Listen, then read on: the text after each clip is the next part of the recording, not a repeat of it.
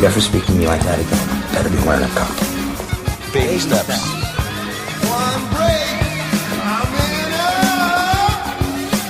Okay, friends, let's everybody take your positions, please. Here we go. 6, 5, 4, 3, 2, rolling. Dave! And Dave! Unchained. welcome to Dave and Dave Unchained, a Van Halen podcast. I'm Dave. And I'm Dave. And we are at episode 70, Dave. If you can believe it, we've reached number 70. 7-0. 7-0. And Time is flying. soon you and I will be 7-0. Indeed. Time waits. That's right. That's right. Well, we don't have time to dick around because we got hard news business to discuss. So we're going to go right into Van Halen news. Van Halen.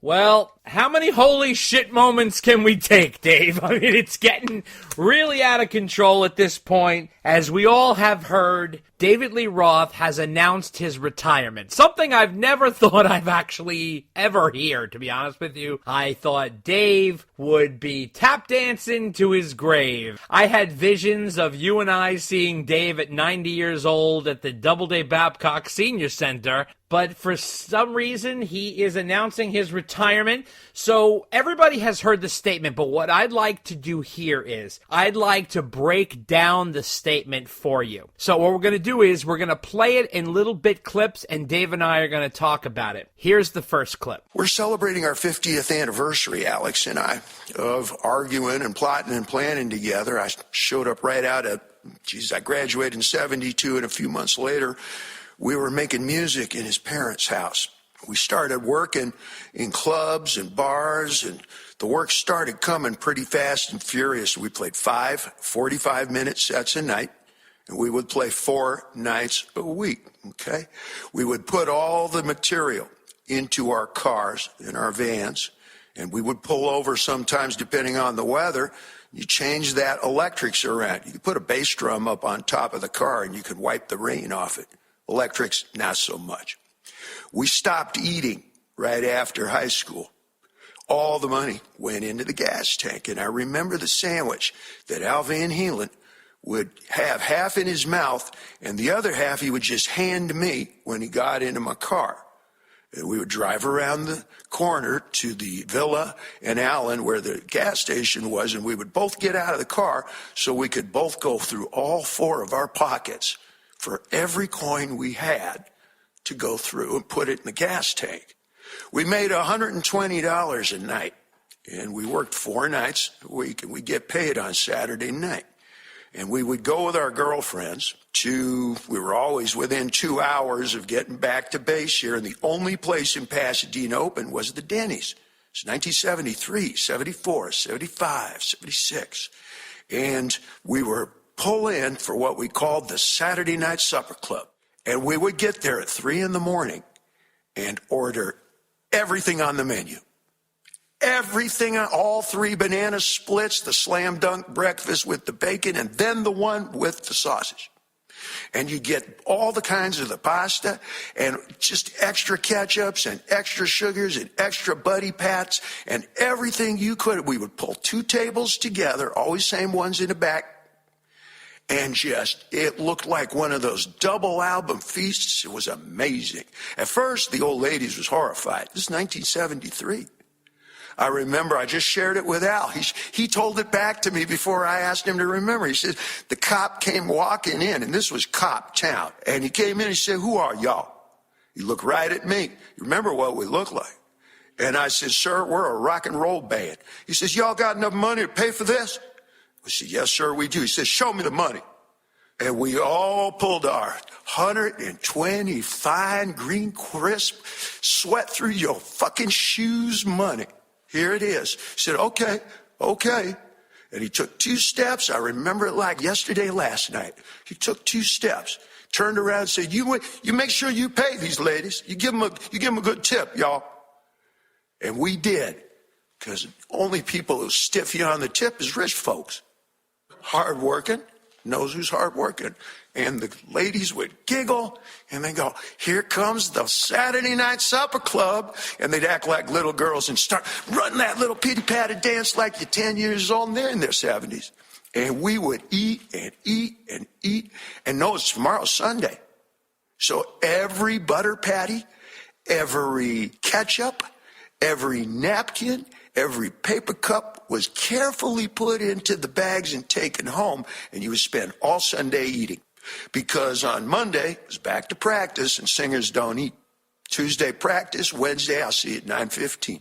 Hi, my name's Dave. These are the Van Halen brothers. You know Mike. And we're going to put some smoke on your fucking water. And we would we did that for 5.5 years. Okay? I just found some pants upstairs. I saved some of the old clothes. I wore a size 29. Eddie was size 26. That's my beginnings, okay? That's how I run there. This is a fun story, and it's clear that Dave might need to write another book, one that strictly focuses on his time in Van Halen. He's an incredible storyteller, and maybe he should revamp his podcast to kind of do an oral history of Van Halen. This stuff is gold, and these little details need to be documented. In fact, I think each Van Halen lead singer should write a book about their time in Van Halen. I think it's that much of a unique experience. They should focus on road stories, how the songs were constructed. They can leave out the drama or include it, either way. But I think this is Dave kind of reminiscing about the past. No one paints a colorful picture like Dave. Don't you think, Dave? Yeah, if he could focus on stories like that, that would be great. Yeah, but you're 100% right. He doesn't do that. He tends to wander into whereverville, and, for me, that's where he loses me when he goes into what I like to call a Bozy Bop. Right, exactly. You're 100% correct. What he needs is an editor or a guidance, somebody to really rein him in, or let him go for 1,000 hours and whittle it down to 2. Something along those lines. Right. So by the time we're getting to now 4 minutes and 17 seconds into the 6 minute and 31 second statement, right? So you're figuring he's kind of giving you a little song and dance, a little flash, a little some fun times, this and that. And you're waiting for the shoe to drop.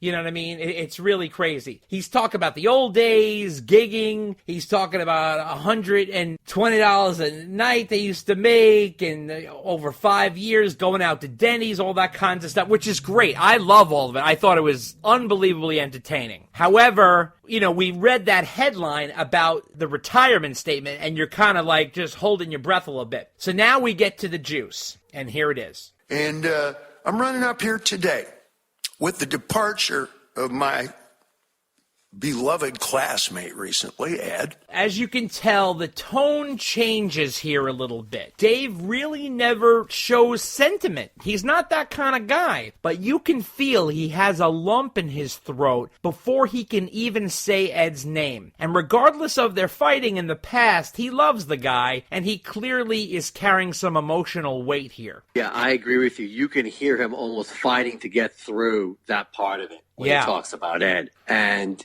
it's interesting because you're right. He never struck me as an emotional guy either. But these days, he rarely talks about Ed or mentions him by name. Yeah. And even just referencing him now, you can hear him. Yep. You can hear him. And that's not a side of Dave that we see all that often. That's the truth. And here he comes up with another clip where he discusses Al. Al and I have been talking. I can't speak for him just yet. I just spoke to him. He knows everything I'm about to tell you. Again, he refers to Al, which seems to become his touchstone these days. Remember back in the day, Dave and Al used to pal around and get kind of nutty. The two of them had a certain bond, and if you listen to some of the old radio shows where they appeared at radio stations, those two used to do all the press together. They were quite a pair. What do you think of this new bond with Al? Is it in his head, Dave, or do you think this is real? I don't think it's in his head. I think he's probably, talking to Al on a regular basis. But it almost feels like he's going out of his way to mention Al all the time. Like, hey, I'm still in contact with Van Halen. I'm still in contact with the one person who had the best connection to Ed. I'm still a part of that. Like, and he really goes out of his way to mention it all the time. Like, I sit here and I wonder, like, why does he go at, like, why? What is the point? Like, he'll barely say Ed's name, but he will throw Al's name around all the live long day lately. It's very interesting. It is. It really is. I think it's also because Al is alive and well. You know, Ed's gone, so it's hard to mention Ed without probably getting very somber. No, that's true. That's fair. That's true. Fair. Now, this is where it really, really gets into the thick. I am encouraged and compelled to really come to grips with how short, and probably my time is even shorter. I thought I might go first, frankly. I might have thought the Marlboro Man might have got me. Hey, Ed, objects in the rearview mirror are probably me.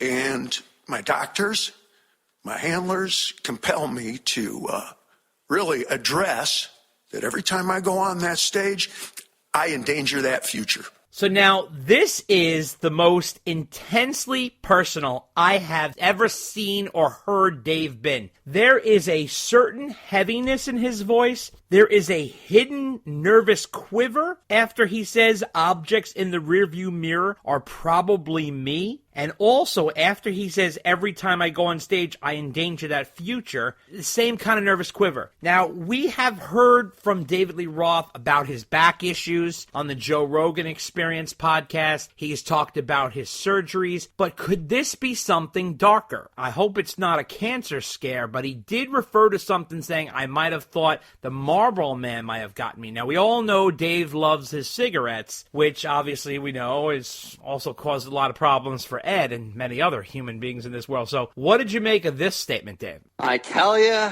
there's a whole bunch of people who's like, David Lee Roth is dying. I know. Like, it's... I know.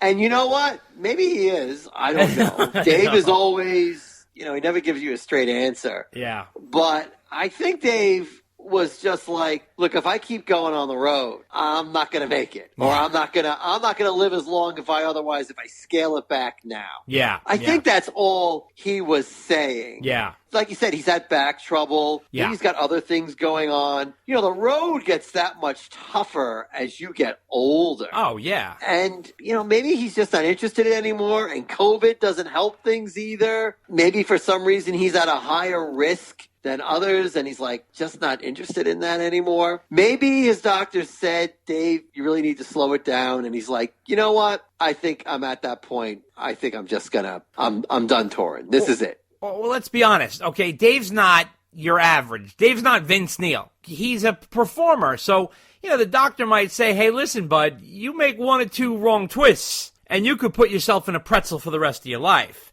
So, it might have been something along those guidelines. Dave's always had physical ailments, like muscular ailments, because of, let's be honest, the guy's been jumping off of drum risers forever. Even when we saw him January of 2020, he's not jumping off of drum risers, but he's still doing high kicks and all kinds of stuff. That's not easy to pull off at that age. So that's kind of interesting. So now we get to the next statement, okay? And this is where he really drops the bomb. I know when I sit in the audience, all I ask, you come out with a ukulele or a marching band, all I ask is that you give me everything you got to give. That's what I did for the last 50 years. And I'm throwing in the shoes. I'm retiring. There's another moment here when Dave gets almost choked up before he says, I'm throwing in the shoes, I'm retiring. It appears very hard for him, almost as if he can't believe it himself. He's almost like in shock. And this seems to be very sudden and out of nowhere, almost like a change in plans that he's not even used to yet. What did you think, Dave? Yeah, I thought pretty much the same thing, actually. I didn't know what else to think, to be honest with you. Yeah, very strange. Now, this is the next statement where he really kind of even defines it even more about his retirement and what exactly this means. And this is the first and only official announcement. Al, my handlers, you got the news. You share it with the world. I'm not going to explain a statement. The explanation is in the statement. These are my last 5 shows.